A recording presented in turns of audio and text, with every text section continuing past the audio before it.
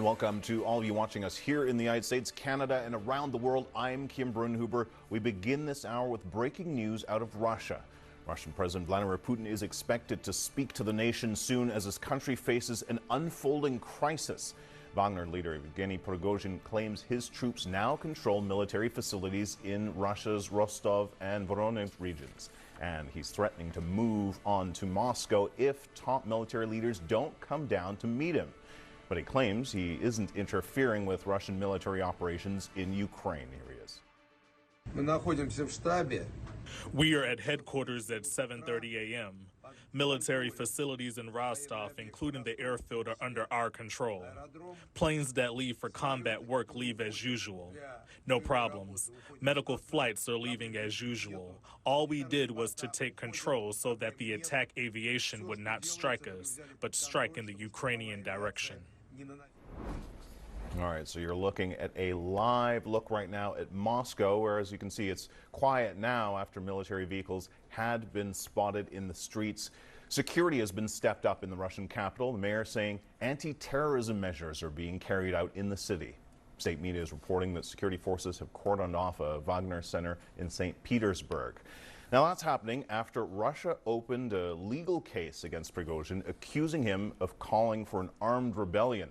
On Friday, he claimed that Russian military struck a Wagner camp and pledged retribution for that. Now, this social media video shows the alleged strike, but CNN can't verify its authenticity.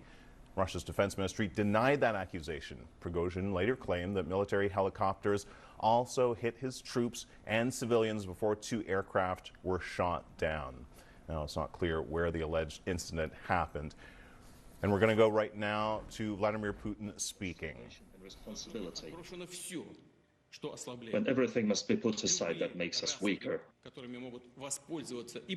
Any differences that may be used and are used by our enemies to disrupt us from within. So the action that split our unity are basically an act of renegade actions against those fighting in the front. It's a stab in the back against our country and our nation. And this stab was dealt to Russia in 1917 while the country was fighting in World War I. But its victory was stolen from it. Intrigues, bickering behind the nation's back turned into a great catastrophe. The destruction of army and the collapse of a state, the loss of huge, vast territories, and the tragedy of the Civil War, when Russians went against Russians, and brother went against a brother.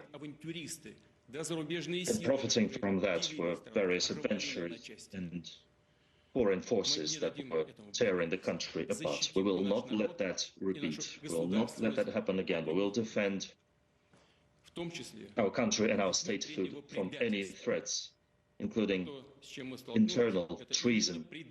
And what we're facing now is treason. Big ambitions and personal interests have led to betrayal one's country, one's nations, and the cause for which Wagner's group fighters and commanders were fighting along with the armed forces. The towns and villages of Donbass, where they fought and gave their lives for the new Russia, for the unity of the Russian world, their name and glory have been betrayed by those who are trying to organize an armed rebellion, pushing the country towards fratricide and civil war, and ultimately to defeat and capitulation. I repeat, any internal rebellion is a deadly threat to our state, to us as a nation. It's a blow against Russia, against our people, and our action to defend our motherland against such a threat will be harsh. All those who deliberately went on the path of treason were preparing an armed rebellion, were preparing terrorist attacks, will be punished inevitably. They will be held accountable.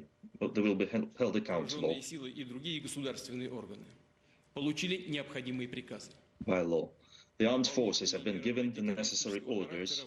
Additional anti-terrorist security measures are being imposed in Moscow, Moscow region and a number of other regions.